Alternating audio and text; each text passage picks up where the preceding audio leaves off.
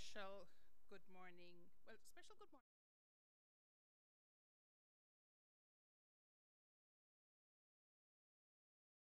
So many of you has probably been at every launch for the last 10 years. I, however, welcome you, and I'm sure we welcome you to the first launch as principal to what is now your event instead of the events you used to help put on and support. And a warm welcome to our guest speaker, Mrs. Miriam something Robinson, who is manager of First Global and who is here to share with us. As everybody knows, an important aspect of Research Day have been our partnerships, and this allows us to forge yet another partnership. Sir Kenneth?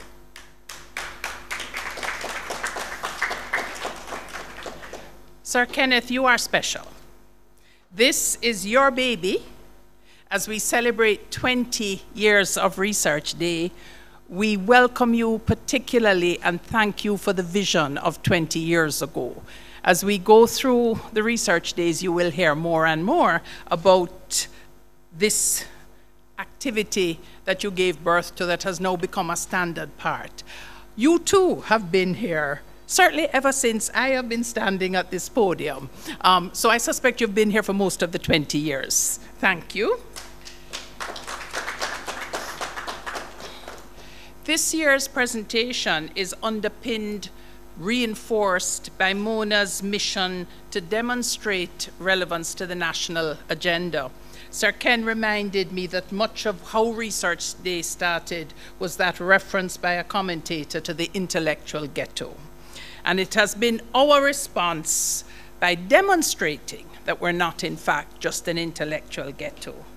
So this year, as you will see in our program, as we have been doing for the last few years, we have focused on the growth agenda, Jamaica's growth agenda, and also the Caribbean growth agenda. We are a regional institution, and therefore we have focused on that. And therefore, this year, we will highlight the Sustainable Development Goals, and Vision 2030 is our partner throughout the exhibition and to the days. So we celebrate 20 years of Research Day with this presentation, and I welcome you to this media launch, which will sort of begin to whet the appetites. I welcome the deans. I welcome our faculty leads. An event such as this, the magnitude of it clearly is not one man. We have a 26-man committee, and then we have subcommittees. There's Mrs. Mangaroo with grad studies, for example, who is with us today. But all our faculty leads, I think I see all of you, our deans, with the exception of Dean Tennant, who has sent apologies. Another feature of this year is our undergrads. I welcome our postgrads, but I also particularly welcome our undergrads because we have now brought them into the fold of Research Day. So I'm not really the one to welcome you. So having given you my opening remarks, let me invite Principal Weber, who, as I say, certainly has been my partner throughout the journey from I took over organizing this some years ago, and when he left us, because he left us for a while, but he went across the road, and as PVC Grad Studies and Research was very influential and helpful to us. So I think we welcome him in his capacity as our new principal, but equally in his capacity as a committed researcher. Welcome, Prof. Weber.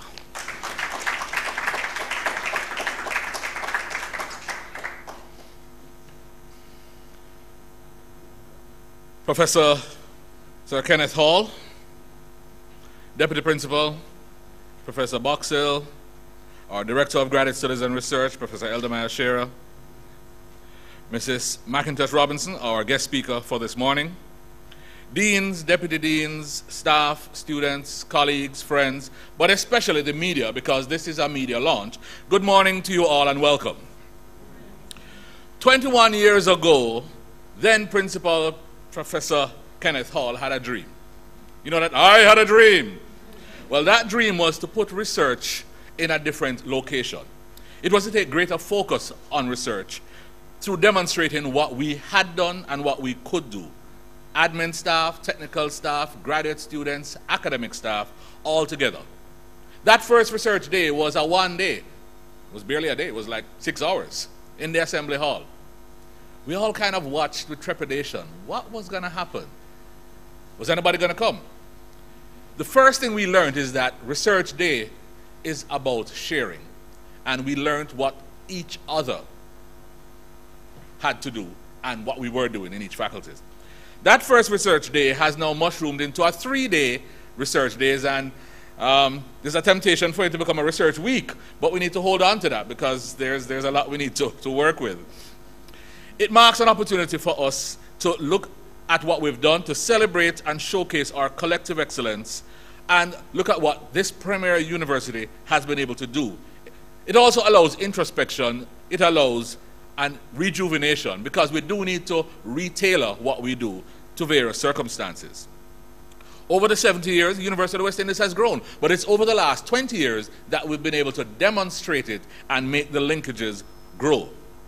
Research and innovation is a centerpiece of the University of the West Indies, Mona campus, and it takes us on our transformational agenda. Our commitment and impact to national, regional, and global development is only surpassed by our cutting-edge research solutions fostered by our research interests and our pursuits. As research is at the heart of what we do, our mandate is teaching, research, and outreach. It is important to note that that research underpins our teaching, because it is a university that allows you to research today, and today's research is a part of tomorrow's lecture. Many other institutions will have to wait a year, 3 years, 5 years for current research to become publications that are in print that you can now validate. So we have a valuable role to play in ensuring that the research gets to the teaching, and we're committed to both. So here I am as principal of the Mona campus. Let me pause and take that in. It's taken a while getting used to. Hosting my first research days. It is a proud and fulfilling moment. It is a moment I never dreamt of, but one I accept and one I embrace. I'm excited to be here and share just a fraction of what you will see in 3 weeks' time, which is a fraction of what the university has to offer, because in no research day can we put all our research out there. In fact, the research team that puts together Research Day, I know they have a hard task trying to filter out what goes in this year. Oh, we saw some of this last year. It's still current, it's still valid, it's still doing what it's supposed to do. But let's see if we can highlight something else, somebody else. As a young researcher, I can recall being selected to display my work at Research Day. It was an honor. And while I was told you must, make your presentation, you go up there to defend it, my supervisor told me, no, you don't defend your work. You attack with your work, because you want everybody to know. Well, Research Day created that opportunity, Professor Hall, in that we now were able to talk to all the faculties, able to talk to all of Jamaica, and with the media that we have now, talk to all the world, which allows the university to fulfill its mandate of being an excellent global university rooted in the Caribbean. So Research Day has yet another role to play. The Mona campus will continue to do research, and we would like to be the engine of research. We would like to place our research at the disposal of all who need it. Using our AAA strategy, that is access, alignment, and agility, we would like greater access to the research that we do by all who want it. Those who would like to have research, rather than creating your own research and development departments, sections, and spending a lot of money on it, for a fraction of what you are now doing, I guarantee you the University of the West Indies can do that research. We would like to have you access our research, our researchers, as you try to find those answers. Second is alignment, in that we want to align our research with the needs of the public and private sector. We want to ask those questions that you want us to ask so that we can get the right answers for you.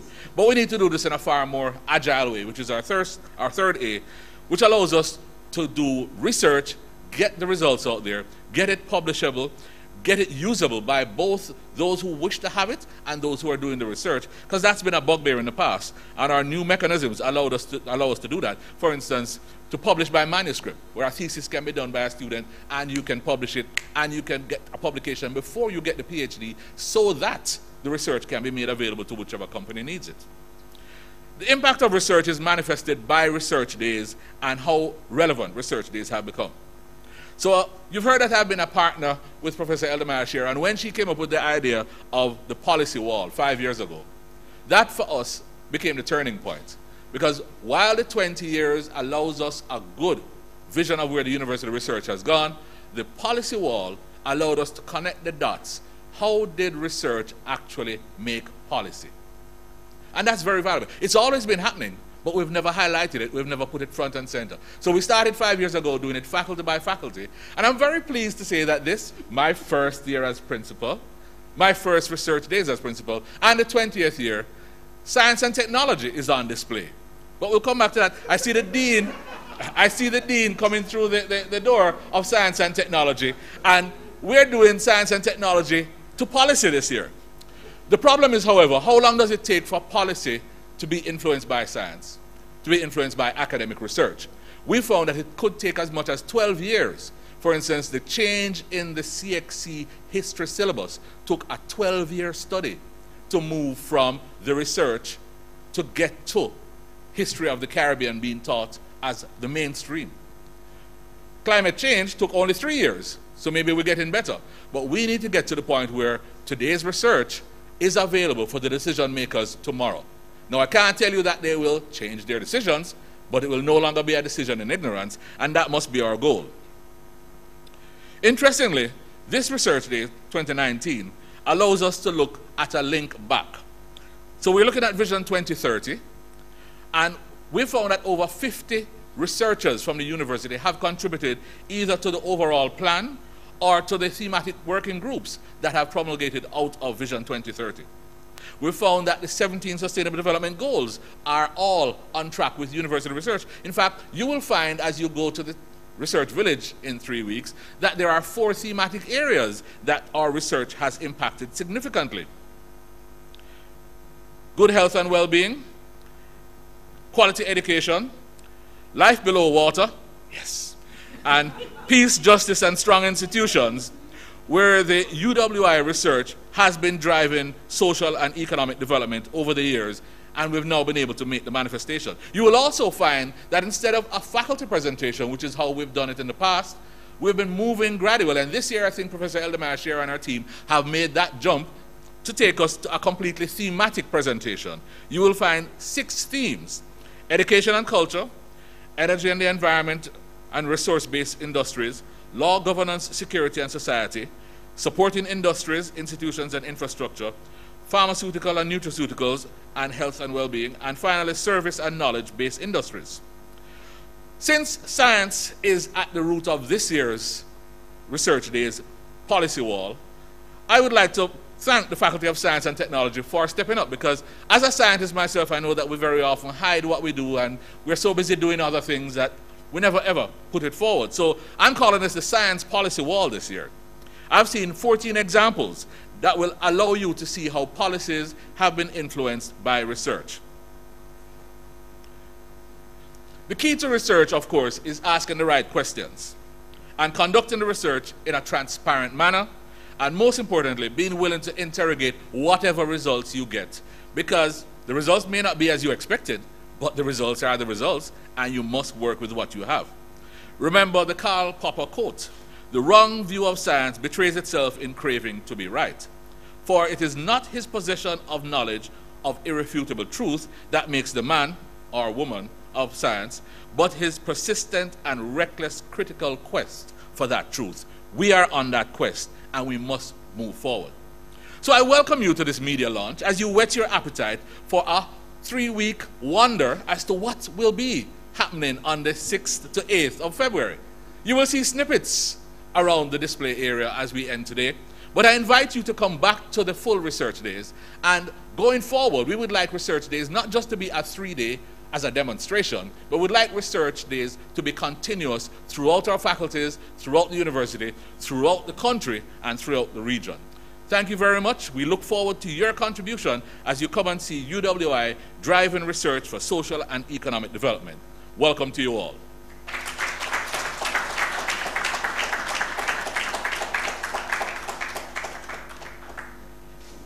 Thank you very much, Principal. Didn't I tell you he was the research principal? Didn't you hear it coming out as he spoke?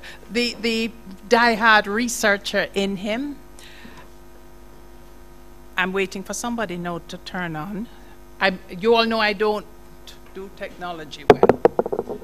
Paula Ann, who is going to help me here?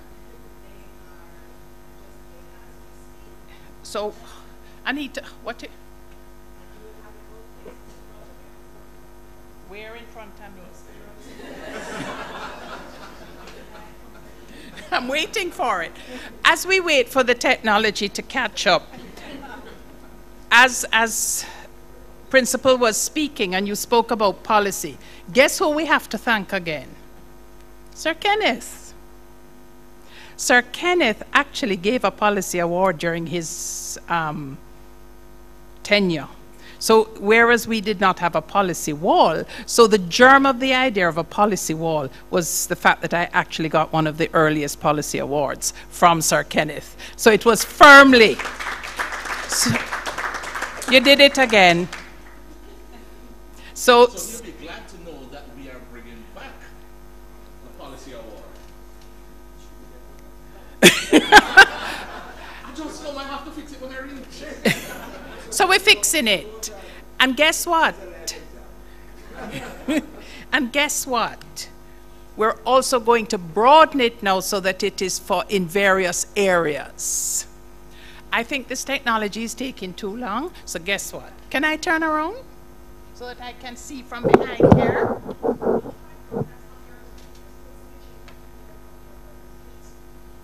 See why I like hard copy? Because if I had the hard copy in front of me, this wouldn't happen. They all say I'm a dinosaur. Ken, where's my hard copy? But as we wait for this to come up, let me start telling you about it. It really is going to be an exciting time in the research village. Lisa is, and Paula, and between them, but Lisa and her team are particularly innovative, and it's awesome working with somebody who, you know, one of the things that we have charged, so I can turn around now because it's not in front of me yet. One of the things that has been our challenge over the years is communicating what we do to people. We can communicate to researchers and to scientists and academics. By the way, Worry, I do consider people in the humanities scientists. They are scientists of culture. So when I say scientists, I do include you. Thank you. Right. I have to know which side my bread butter upon. But it has been a challenge. Paula Ann had to work with me for a long time because if you ask me a question, you got a lecture. She said, I need 30-second bites. Well, it was just as challenging for us, and I can tell you, we have been in the village and academics have removed their poster. They've actually come, Lisa will tell you, and removed it from the wall because that's not scientific enough. Because we have converted it to language that persons can understand. People are now understanding that you have to have language you can understand to get funding, because your funders aren't scientists, so they have to understand the impact. I'm going to turn around. So, over the 3-day period, we have 80-odd events. We have activities in the village, which is our flagship exhibition. This year, we're going to have, and I'm going to say barcodes, and they're going to tell me that's not what I'm to say. However, Principal, in keeping with the effort, what is it, G codes? G something? QR codes. Well, why you all never helped me long time?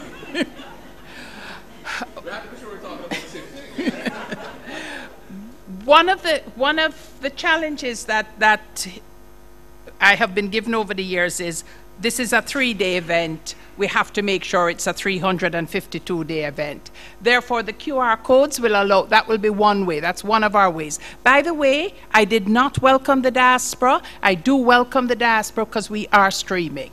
So sorry, I should have done that in my welcome.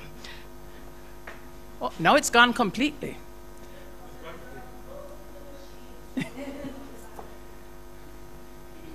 So we have, as has been said, the theme, driving social and economic development. We are, as Sir Ken reminded me yesterday, a public institution. Not only public in terms of the fact that we receive government funding, but we serve the public. And therefore, we have a right to explain to people what their children are coming here to do. You know, you spend a lot of money nowadays to send somebody to university, and you come from Warsaw in your agricultural fields. So part of our mission is to explain to this parent that this is a good investment, so start earlier for the next one. So we are driving social and economic development. There's a synergy with Jamaica, with Vision 2030 and the Sustainable Development Goals. We will have signature events, and I will mention a couple of them. The signature events allow each faculty to choose what it would like to showcase and how it would like to shine. So there is individual faculties, although we have gone to the thematic thing, but the thematic approach is actually strengthening because no man is an island unto himself. And therefore, by going through the thematic approach, we will actually indicate which faculty is doing what. I have come to appreciate that aging is not a health-related matter.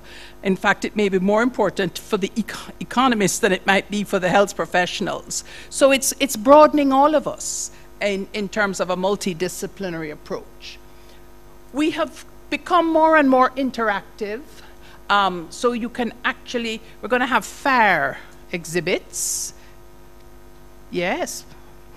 Wait and see what happens. Last year we had the satellite roaming and Dr. Harris is here. This year we're going to have drones, and the drones could be over Riverton City or over the coffee trees up in. So we're showing the practicality. They're also challenging me. We also have, each faculty has its program, workshops, book launches, lectures, seminars. So we have our official opening and the principal's tour with that. We also have the principal's annual award. In recognition of the 20th anniversary, we produced the book, Research for Development. That book is, I believe, close to 200 pages this year. Yes. 189 so far, and we haven't put in the forward. So we really have research. And as you say, we had to select, because we had to say to people, you're going to next year. So I think you're going to be pleased at the research this year, certainly the increase and the number. We will have, and we're very proud of this, as I'm sure Dean Paul is. And by the way, all of our deans are now here with us. Let me just point that out. Engineering, so I saw engineering. He's not sitting down, but he's here. He's at the back. Yes, there he is. But this is one that, and here I confess I do come from FMS. We are going to have this year a very special inaugural Professorial Lecture, the first professor of nursing.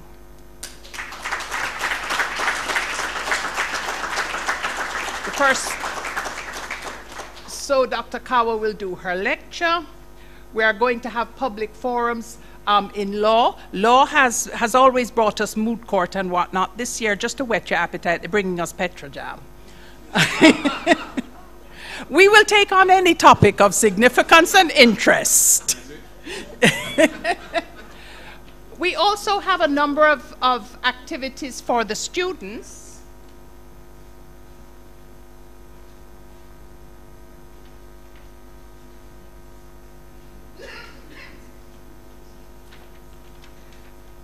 So social sciences is Social sciences is going to bring together experts for young people to discuss and exchange ideas. In addition, we're going to have cross-university, virtual coming together of the young people. And by the way, for all of you in the room, I'm told that young people now is up to 35. The definition of young people for this seminar is up to 35. And the group, the climate change, it's a climate change forum and how it impacts the Caribbean. And this is going to be, again, we'll involve the diaspora, and this one will be virtual and all campuses. I got it after. So we'll have, you know, yes, we're academic, but we live in an environment. Unfortunately, we live in a fairly hostile environment situated between Papine and Augustown. And we have an entity, and Dr. Burke, she's here somewhere, I saw her. We have this incredible, what do we call it, a department, a facility of the Mona campus, which is working with these communities. We now give scholarships, etc. So they will also present on our contribution. This is a true contribution to development, trying to help inner cities. We actually have a MPhil PhD student on scholarship this year from Augustown. So we must recognize inner city persons are just as important contributors to nation building. And we as a university that sit in the middle of two fairly poor areas must play our role. And we do that through Mona Social Services in other ways. There's Professor Boxhill's TV program, etc. So we have many ways. This is the feature this year. We will look at, I mentioned the book, I mentioned the outstanding researchers. These are the research sections that Principal already mentioned. He's already mentioned our policy wall in 2019, which is, he's very proud. You know, it's incredible.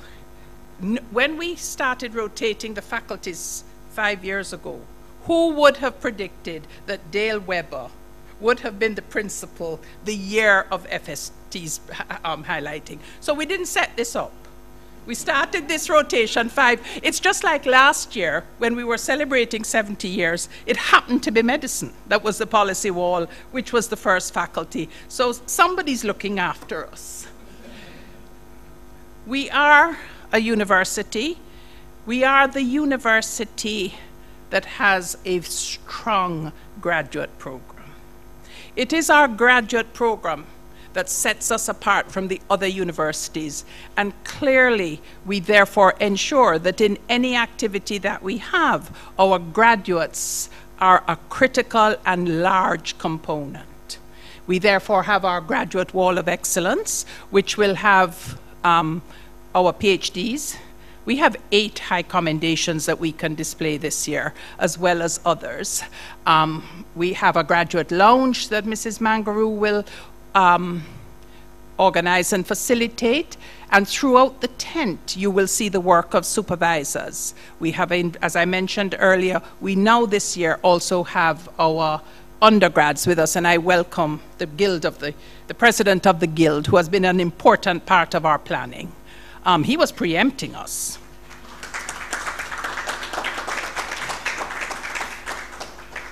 So, as the principal said, come and join us. I can only give you snippets. I can only give you snippets. I can only whet your appetite and hope that you will come and join us to actually see what is happening. Now, as I mentioned, we can't do this alone. We can't. We need partners. We need government partners, and we have Vision 2030 on board with us. And I thank Liz Emanuel in her absence. She has been, well, we were boot camp partners together, and that's where the relationship began.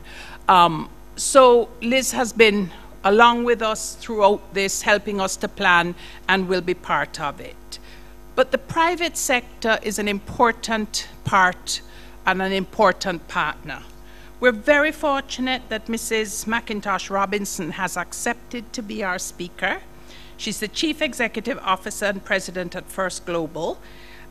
She served as Senior Vice President of Portland Private Equity. She's worked as a management component around the world, advising CEOs of Fortune companies. So we will welcome any advice you give us. We're not good managers, at least. Now, I'll leave worry out of this. Those of us in science are not good managers. We need people to manage us. I told you I'll leave you out of that one. Right? And she has worked around, as I say, in New York, etc. She has electrical engineering, engineering from MIT. She has a degree in economics from Oxford. She was Jamaica's Rhodes Scholar, and she is married with a son. So help me to welcome Mrs. McIntosh Robinson.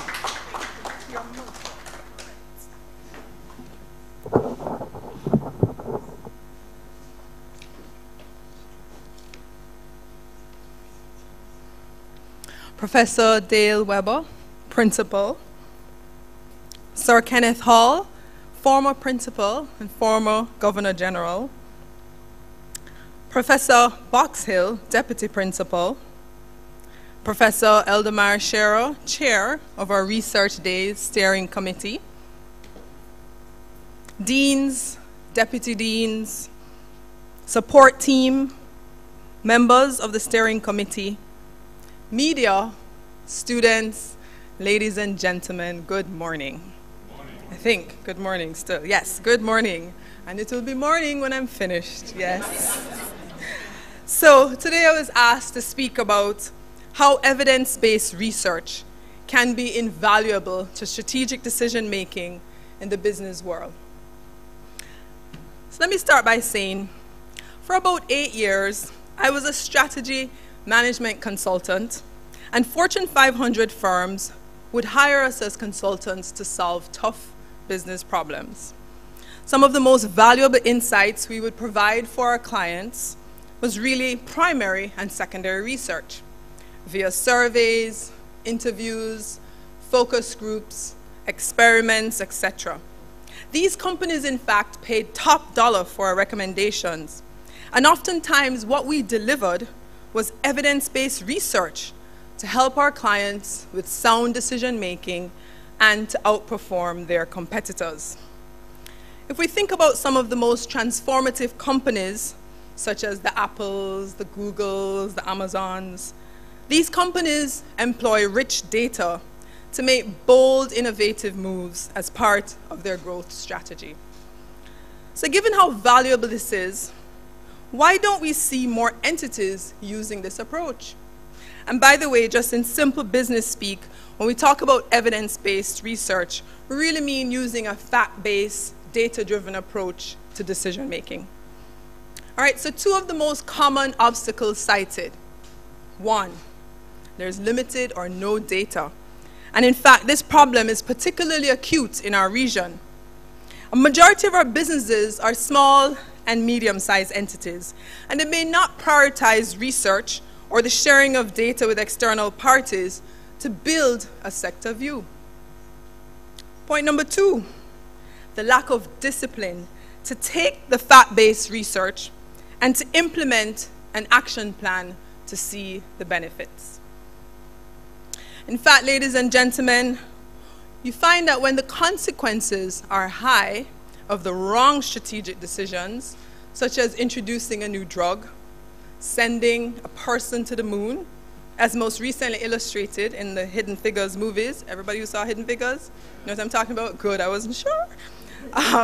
There is great emphasis there on evidence-based research to inform decisions. I call these situations transformative, one of great change.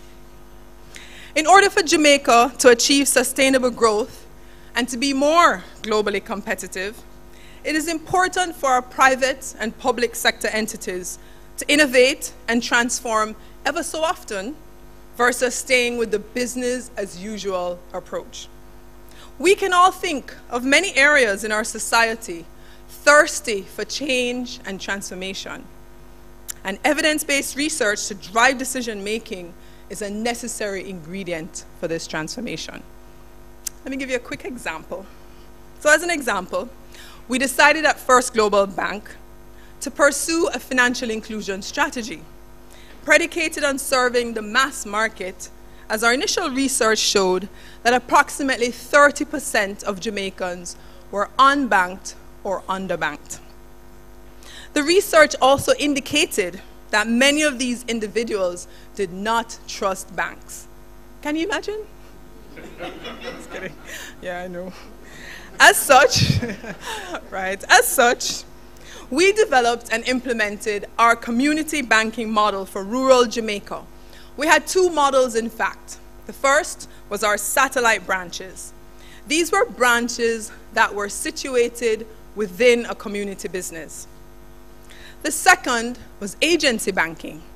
This is where FGB would ask another business, say a supermarket or a remittance business, to offer banking services on our behalf.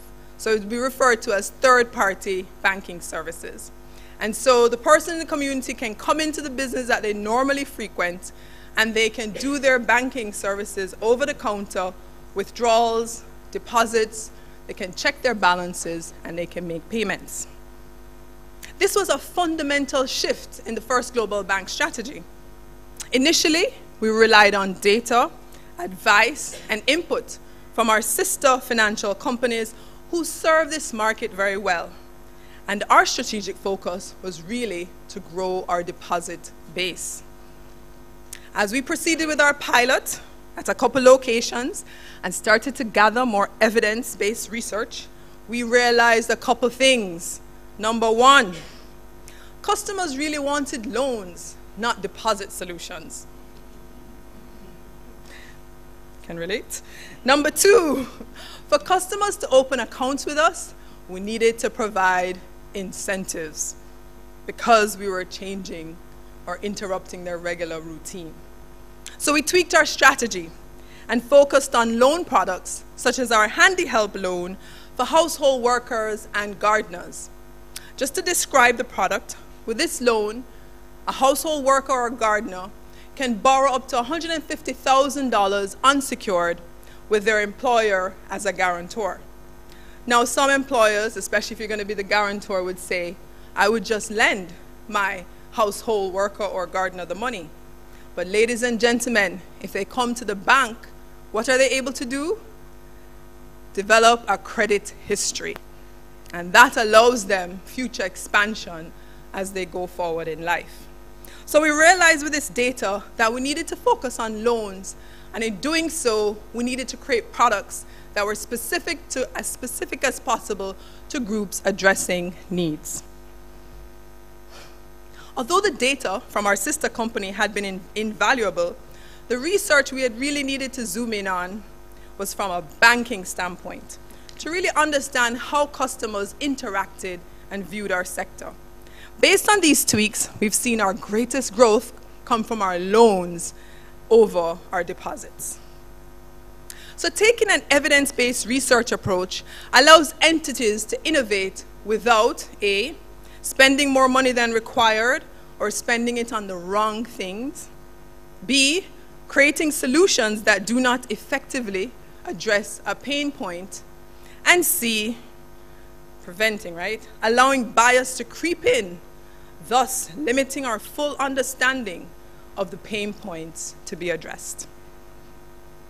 In an emerging market like ours, where costs can be a prohibitive factor in our decision making, should private and nonprofit entities be responsible for evidence-based research at all times?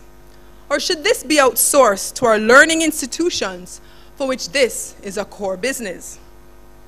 Jamaica is on a growth path, and to ensure that this growth is sustainable, I am challenging myself, no, I'm just kidding. I am challenging the private and public sector to increase its collaboration with learning institutions such as UWI and others, and to make more investment in research that can drive profitable business outcomes.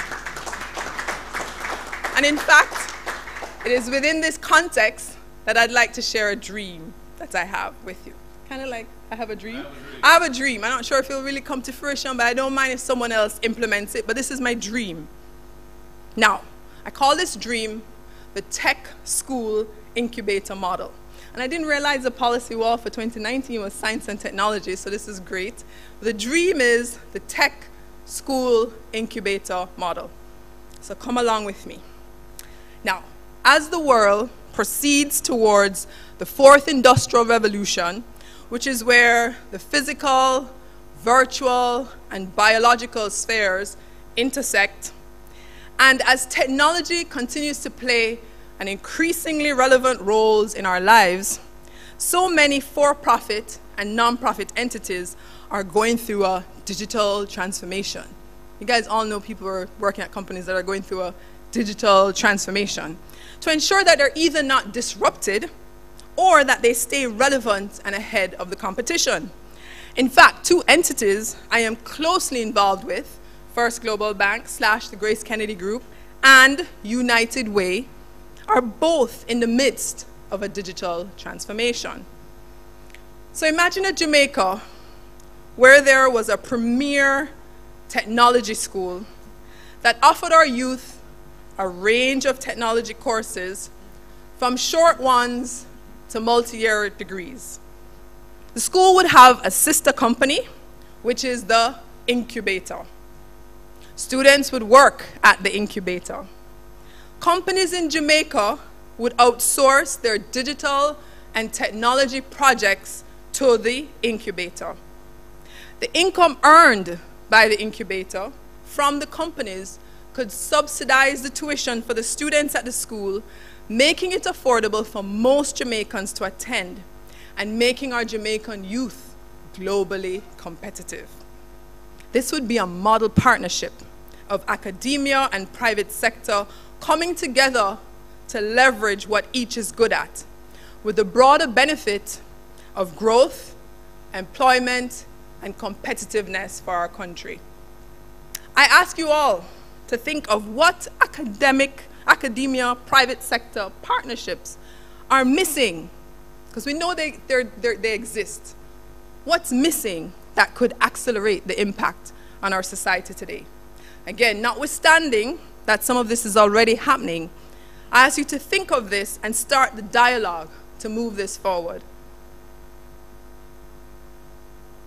In closing, I just want to take the time to thank UWI and other institutions for continuing to keep research and Research Day at the forefront of Jamaican discourse, and for all that you do in helping to move this great nation forward. Have an excellent research week in 3 weeks, focused on driving research for social and economic development. Thank you very much.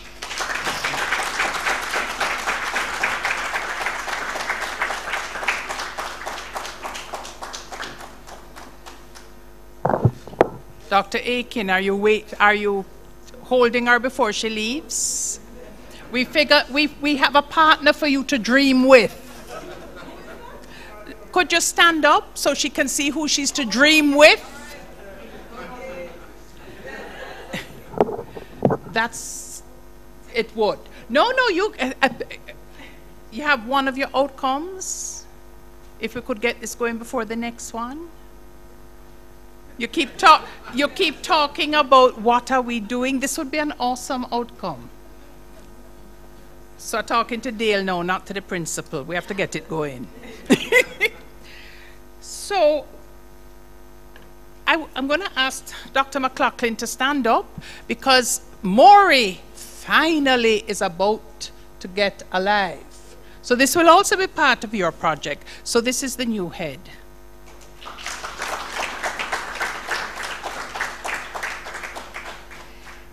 And I want to acknowledge the deputy bursar, who I give a lot of problems to. In fact, I've given him some instructions that he has to take, what to do before 4 o'clock.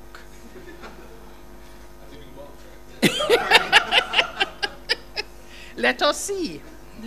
And as in my closing remarks, because we're going to invite you over there, and we will ask that you I know that Principal and Mrs. McIntosh Robinson will be spending a couple of minutes with us. So if we have some of our media people or some who want to engage in a particular question, please do. We won't do it as an open thing, because I think maybe the one-on-one is better. But I also want to thank Mrs. Supersad, because the team actually has another support person. I bet you don't even know that. So she's been sending out some of the emails, and it was refreshing this morning to see that we also got a reminder. So thank you, Arlene.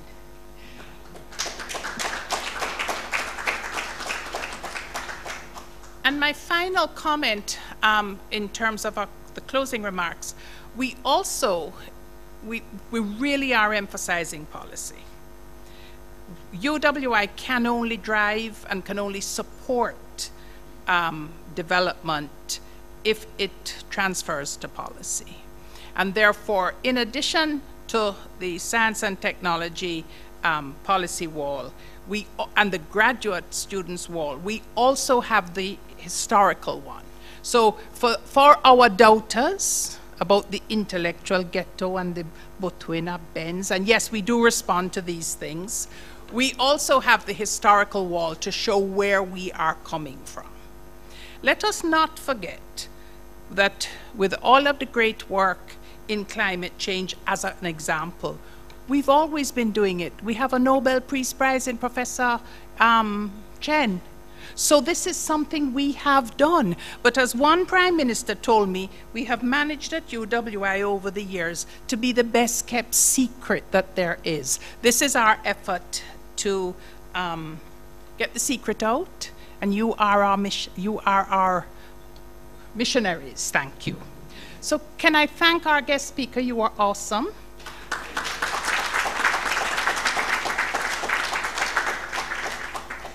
The Dean of Social Sciences is not here because he's actually doing something Principal asked him to do. Can I invite you to have a conversation with him, because they did something for NCB along the lines that you are speaking. And just to reinforce, nobody knows our social determinants and our social peculiarities, and we do have them, better than us. UWI is able to do the research. We're actually doing something now with the Acorn Group and productivity based on last year's research. So just engage us. We are willing to be engaged. That is our mission, and together we can do it. So I want to thank you. You've actually left us with 2 ideas, but one we're going to hold you to. One we're going, right, Paul? Because that tech and incubator is definite. Awesome. I'm going to thank the Principal for being here with us and for his media launch of what is his first day, research day as Principal, his umpteenth research day as a researcher. And most importantly, I want to thank the team, I want to thank the media. It's a media launch, and I want to thank the team that has put together this media launch, led by Mrs. Paula and Porter Jones. And there's a whole host of persons who are integral. String Bean, Andre. There's all sorts of the teams that are back there, the researchers, the exhibitors that are here, and most importantly, you for being with us. Let me invite you to view the exhibits on that side, to have refreshment on this side, and to engage whoever you want to engage in further conversation. Thank you. And I'm 2 minutes over, Paula.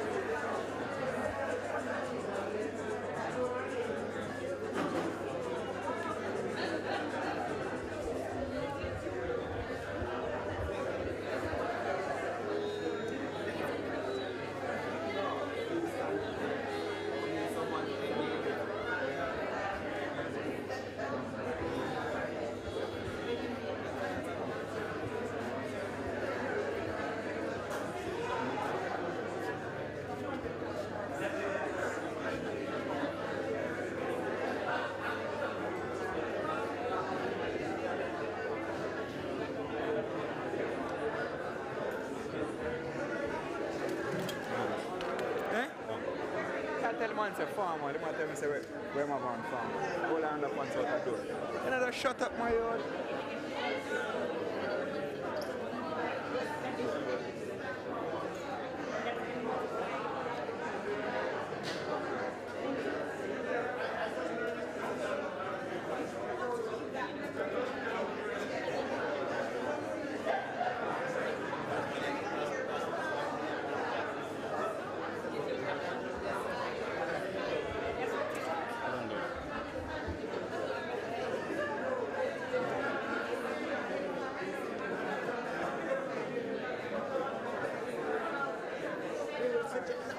If you want to do it, we will actually vaccine. That was my question, my concern. I should tell you right now. Tell us where